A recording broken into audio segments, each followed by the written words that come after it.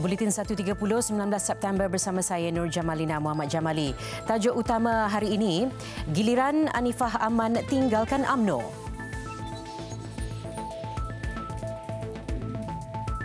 Seleweng dana kerajaan RM4 juta, 2 individu direman.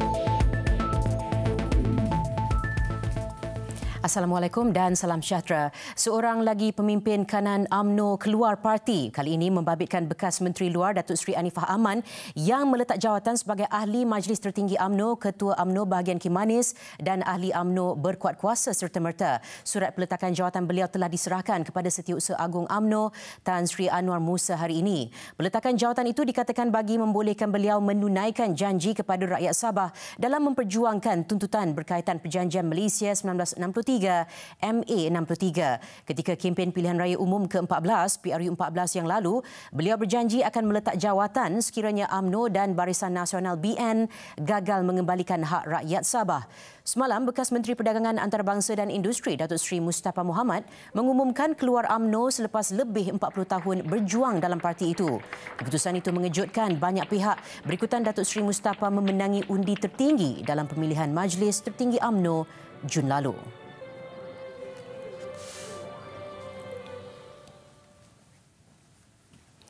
Bekas Ketua Pemuda UMNO Khairi Jamaluddin mendakwa tindakan Ahli Parlimen Jeli Datuk Seri Mustapa Mohamad keluar UMNO adalah disebabkan kerjasama yang dijalin parti itu dengan PAS. Khairi yang juga Ahli Parlimen Rembau berkata tindakan Datuk Seri Mohamad atau lebih dikenali sebagai Tok Pak itu diibaratkan kehilangan cahaya yang mampu memberi perubahan dalam parti selepas kalah dalam pilihan raya umum ke-14.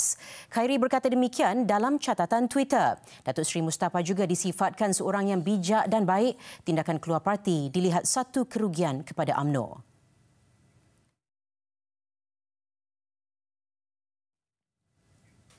Ketua Pemuda Bersatu Syed Saddiq Syed Abdul Rahman menyifatkan keputusan Ahli Majlis Tertinggi UMNO Datuk Seri Mustapa Mohamad keluar parti sebagai permulaan kepada pengakhiran parti berkenaan. Kata Syed Saddiq, Datuk Seri Mustapa atau lebih dikenali sebagai Tok Pa antara pemimpin UMNO yang beliau paling hormati dan masih mengagumi ketokohan Ahli Parlimen Jeli itu. Menurut Syed Saddiq, beliau sendiri terkejut dengan tindakan Tok Pa yang disifatkan pemimpin berpengalaman dan sumbangan beliau kepada negara tidak dapat dinafikan. Justru kehilangan Tok Pa dalam UMNO dilihat sesuatu yang besar untuk parti berkenaan.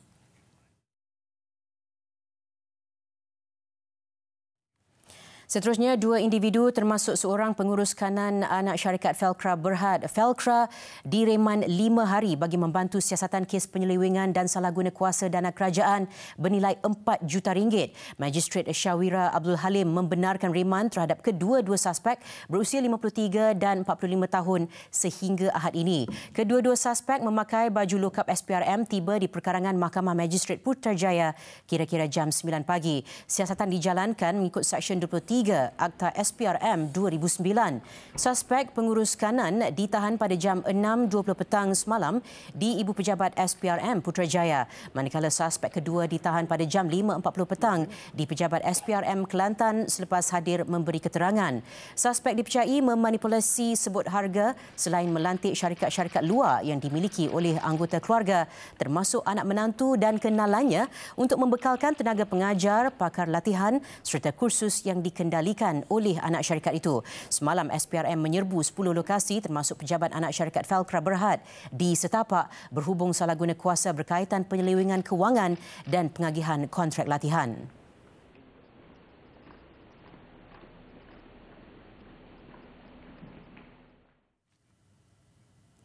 Di Johor, seorang anggota Jabatan Pengangkutan Jalan JPJ ditahan reman 7 hari. Ia bagi membantu siasatan kes mengeluarkan lesen memandu tanpa mengikut prosedur ditetapkan. Suspek dibawa ke Mahkamah Johor Baru pagi tadi. Perintah reman dikeluarkan oleh pendaftar Mahkamah Johor Baru, Muhammad Salihuddin Abdul Sani. Suspek sebelum ini ditahan Suruhanjaya Pencegahan Rasuah SPRM Pulau Pinang pada 18 September lalu. Dia dipercayai terbabit menerima rasuah bagi mengeluarkan lesen kenderaan telah tamat tempoh tanpa mengikut prosedur ditetapkan. ditetapkan. Kementerian Pengangkutan baru-baru ini memaklumkan terdapat kira-kira 14,000 lesen terbang dikeluarkan sejak 2 tahun lalu. Ia susulan pembongkaran sindiket pengeluaran lesen tanpa mengikut prosedur sah.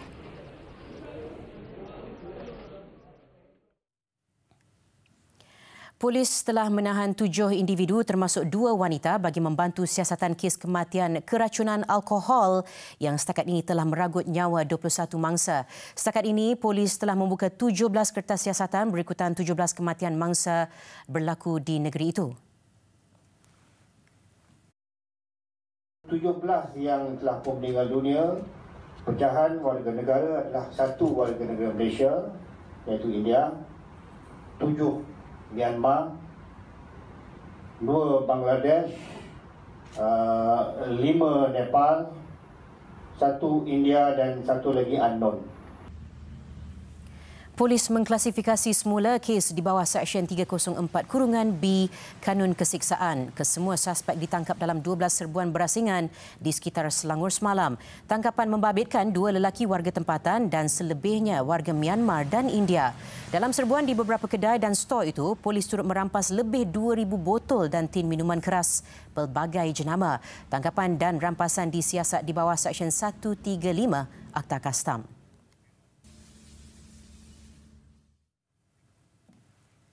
Kementerian Pendidikan bersedia membuka pusat peperiksaan ujian pencapaian sekolah rendah UPSR baru jika terdapat pusat peperiksaan yang terjejas akibat bencana alam. Timbalan Menterinya Teo Ni Ching berkata bagi tujuan itu, lembaga peperiksaan telah mengadakan mesyuarat khas bersama semua agensi keselamatan termasuk Jabatan Bomba dan Penyelamat, Angkatan Pertahanan Awam dan Polis Diraja Malaysia bagi persediaan menghadapi bencana termasuk banjir. Menurut Ni Ching, peperiksaan UPSR akan tetap diteruskan jika berlaku bencana. Calon yang terjejas katanya akan dipindah ke pusat peperiksaan lain. 8,100 pusat peperiksaan akan dibuka bermula esok sehingga 27 September bagi menempatkan 440,743 calon UPSR sepanjang peperiksaan itu berlangsung. 5 beranak dari kampung Sungai Baru Simpang 4 Arau di Perlis mengalami detik cemas ketika ribut melanda negeri itu Isnin lalu. Bukan sahaja berdepan dengan situasi angin kencang, malah keadaan itu turut menyebabkan puluhan ekor tebuan keluar dari sarangnya yang terletak tidak jauh dari rumah mereka. Seorang daripada ahli keluarga berkenaan, Cheng Yon Koi, 60, yang menghuni rumah itu bersama isteri, anak dan cucunya, menyedari sarang tebuan sebesar bola itu melekat pada tiang telekom, kira-kira 5 meter dari rumahnya sejak 2 bulan lalu. Dan ketika ribut berlaku, puluhan ekor tebuan dilihat keluar dari sarang dan menghurung udang kering yang dijemurnya di halaman rumah. Bimbang akan keselamatan keluarganya, Angkatan Pertahanan Awam APM dihubungi untuk bantuan. Takut budak-budak ya. Takut dia turun mai saya makan budak tak tahu kan. Lagi musik dia. Takut dia buaya lah. Pasal ni dia bisa tahu. Boleh mati orang yang memang. Menurut Ketua Operasi APM Arau, Lance Corporal Muhammad Fazirul Burhan Mat Saman, proses memusnahkan sarang tebuan itu malam tadi terpaksa mengambil masa yang lebih lama berikutan cuaca masih berangin di negeri itu. Bahayalah dari segi orang awam, budak-budak. Itu lah bahaya dari segi itulah. Kalau lalu kami duk ambil jauh daripada rumah. Itu orang kata tebuan ni jauh jarak mana dia pun bahaya. Operasi memusnahkan sarang tebuan itu turut dipantau Juruteknik Telekom Malaysia Kangar. Pengusaha pusat pelancongan perlu mematuhi arahan menghentikan operasi di Pulau Peranginan di Terengganu mulai Oktober ini. Langkah itu bagi mengelak kejadian tidak diingini berikutan keadaan laut bergelora dan angin kencang menjelang musim tengkujuh. Bulan 10, 11, 1, 2 memang cabaran. Kami mengadakan perbincangan dengan pengusaha-pengusaha daripada pulau. Mereka sebenarnya memang mereka mahu pelancong datang pada bulan-bulan yang berkenaan, tapi keselamatan itu lebih penting. Sebab itulah ada program, insya-Allah Timbalan Ketua Polis Negara wakil-wakil akan pergi ke Pulau Perhentian kerana bagi melihat sendiri cara dasar dengan mata kepala sendiri isu keselamatan lah pelancongan. Jadi perkara ini kita ambil kira kerana bila berlaku satu kes isu viral ni begitu hebat sekarang ni menyebabkan orang takut nak datang ke pulau. Jadi adalah lebih baik kita mengambil langkah keselamatan daripada kita fikir keuntungan. Menurut Arifin, langkah keselamatan juga perlu dipertingkatkan berdasarkan keadaan cuaca semasa. Justru pengusaha resort dan chalet boleh melakukan kerja penyelenggaraan dan menaik taraf kemudahan penginapan sepanjang penutupan itu. Dalam kejadian baru-baru ini, sebuah bot nelayan karam di badai ombak berhampiran perairan Pulau Kapas. Video berdurasi 1 minit 23 saat itu tular di media sosial sekaligus membimbangkan nelayan serta pengusaha pelancongan.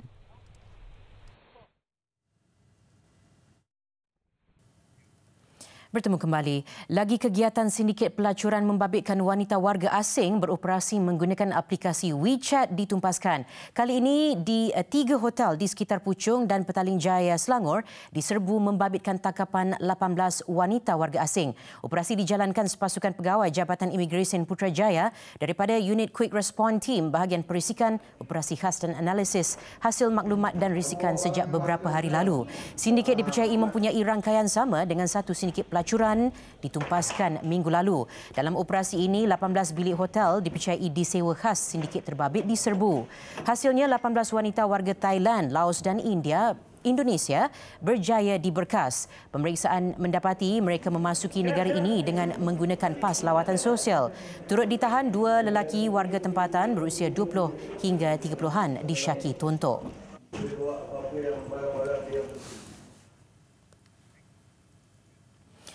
Buku berkaitan skandal One Malaysia Development Berhad 1MDB Billion Dollar Whale amat laris apabila salinan buku berkenaan habis dijual di kebanyakan kedai buku utama di negara ini. Semua salinan karya bukan fiksyen itu habis dijual sejak minggu lalu. Buku berkenaan habis dijual sejak Khamis lalu. Pada hari pertama, stok buku berkenaan tiba di kedai buku seperti MPH Bookstore Sdn Bhd, MPH dan Borders. Minat orang ramai terhadap isu 1MDB dikatakan mendorong 50 salinan buku itu habis dijual pada hari pertama di MPH. Difahamkan pengedar buku berkenaan kehabisan stok dan memerlukan tempoh kira-kira 3 minggu untuk mendapatkan stok buku berkenaan. Sementara di Borders sekitar Selangor, situasi sama berlaku apabila kesemua 20 salinan buku Billion Dollar Whale habis dijual. Billion Dollar Whale ditulis oleh wartawan Wall Street Journal Tom Wright dan Bradley Hope yang berpangkalan di Amerika Syarikat.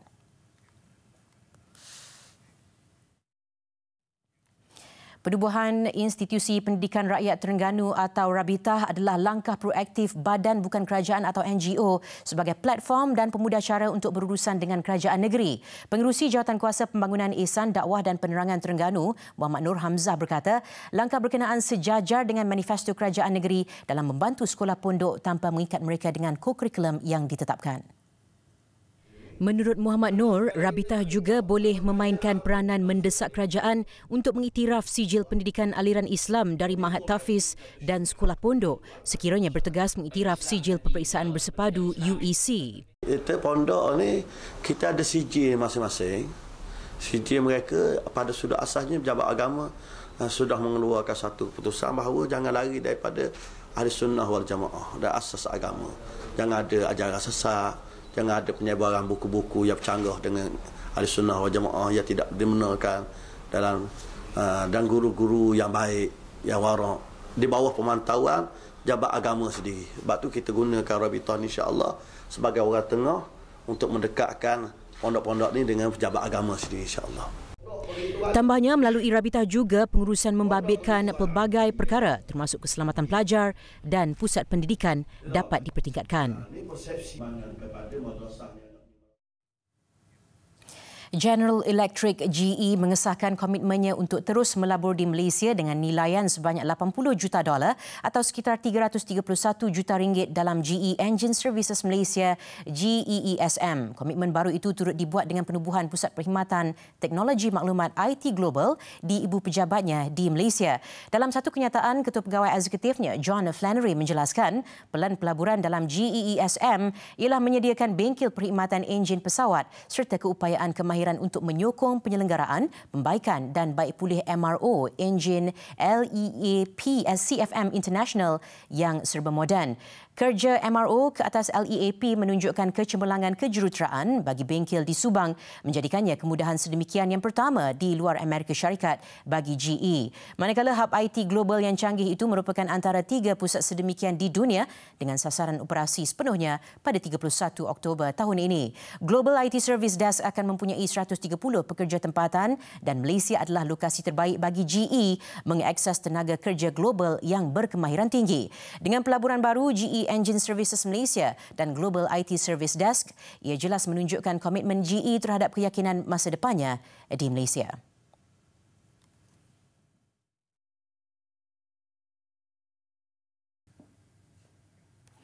Mahkamah Jenayah Antarabangsa ICC telah memulakan proses siasatan berhubung dakwaan jenayah oleh kerajaan Myanmar terhadap etnik Rohingya. Menurut Ketua Pendakwa Raya ICC, proses peringkat awal itu diharap dapat membuka jalan bagi siasatan rasmi berhubung kekerasan tentera Myanmar.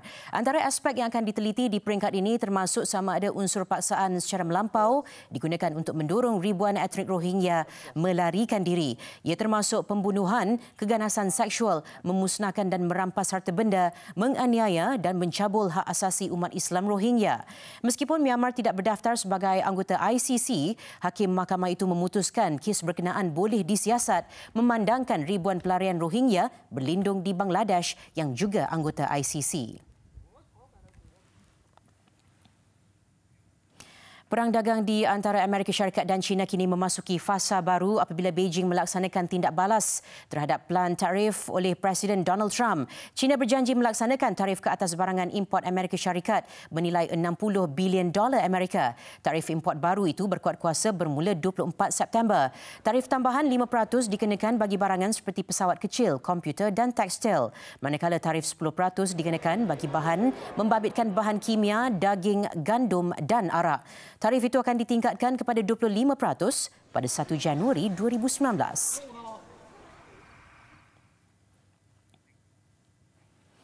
Penjualan buku Fear, Trump in the White House mencecah 1.1 juta naskah pada minggu pertama diedarkan, sekaligus menjadikan buku tulisan wartawan penyiasatan Bob Woodward mengatasi rekod penjualan Fire and Fury oleh Michael Wolff juga mengenai pentadbiran Presiden Amerika Donald Trump. Pencapaian ini yang terbaik dalam sejarah penjualan buku oleh penerbit Simon & Schuster.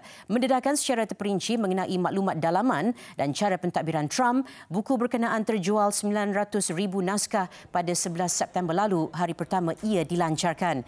Ini termasuk dalam versi cetak, audio dan digital. Nama Woodward sinonim dengan liputan skandal Watergate yang berperanan besar dalam peletakan jawatan Presiden Richard Nixon pada 1974.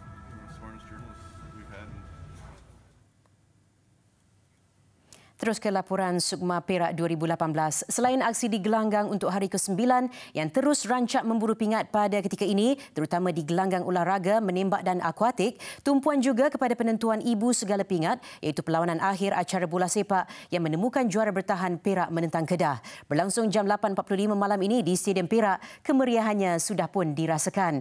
Kita terus saja bersama wartawan Syed Ismail Syed Husin yang berada di perkarangan Stadium Perak ketika ini. Silakan.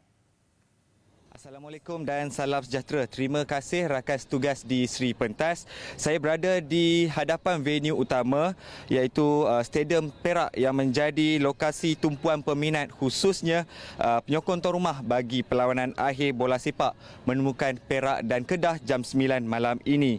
Sedikit trivia pertembungan malam ini ianya perlawanan akhir keempat berturut-turut buat Perak sejak 2012 menyaksikan mereka menang emas dalam dua edisi terakhir iaitu 2014 dan 2016. Kedah pula hadir menamatkan kemarau kali terakhir beraksi di penentuan juara 2006 di halaman mereka sendiri yang ketika itu mereka tewas kepada Terengganu. Menariknya, pemenang bola sepak terbanyak ada 3 pasukan iaitu Perak, Terengganu dan Pahang. Dan hanya Terengganu dan Pahang pernah bergelar juara hat-trick iaitu melakukannya secara berturut-turut sebanyak 3 kali. Sekiranya Perak berjaya pada malam ini, mereka bukan sahaja melakar hat-trick, malah juara terbanyak Sukma berjumlah 4 kali, iaitu satu motivasi yang baik untuk mereka cuba melakukannya. Bagi peminat, kemasukan ke stadium adalah percuma. Kapasiti stadium dianggarkan menampung kira-kira 30,000 penonton. Justru pengelola juga telah mengambil tindakan proaktif dengan menyediakan tayangan secara langsung menerusi tayangan secara langsung perlawanan layar gergasi skrin besar di sekitar kompleks sukan stadium sebagai alternatif bagi yang tidak ke stadium. Keadaan nampaknya masih lagi tenang di sekitar stadium ini, apapun masih ada beberapa jam saja lagi menjelang sepak mula perlawanan jam 9 malam nanti. Bagi yang berkesempatan, rancanglah perjalanan dan hadirlah ke venue-venue sukan untuk menyokong penampilan atlet muda kita. Setakat itu saya rasa liputan perkembangan semasa yang dapat saya bawakan. Kembali kepada rakan setugas. Silakan. Terima kasih Syed Ismail.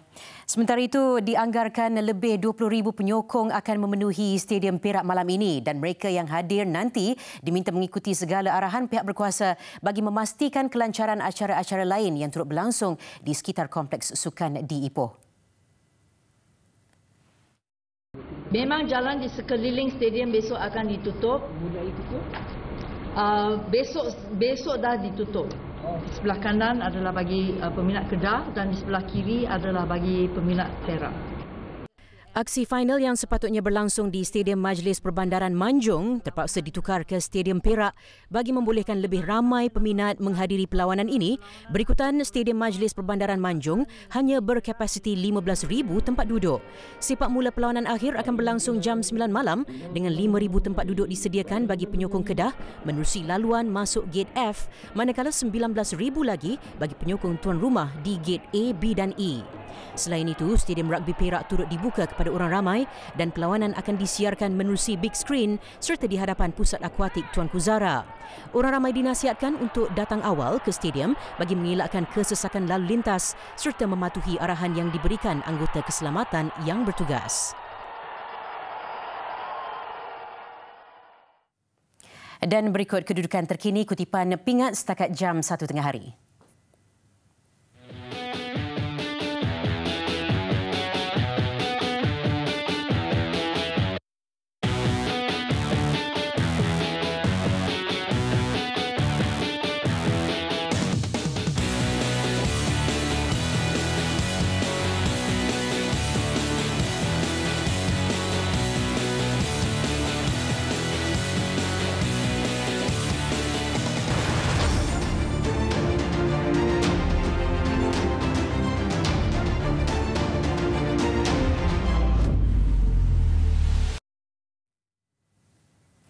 Sekian paparan Buletin 1.30. Sebelum berpisah, saksikan keunikan Museum Ilusi di Al Saif, Dubai. Assalamualaikum dan salam hormat.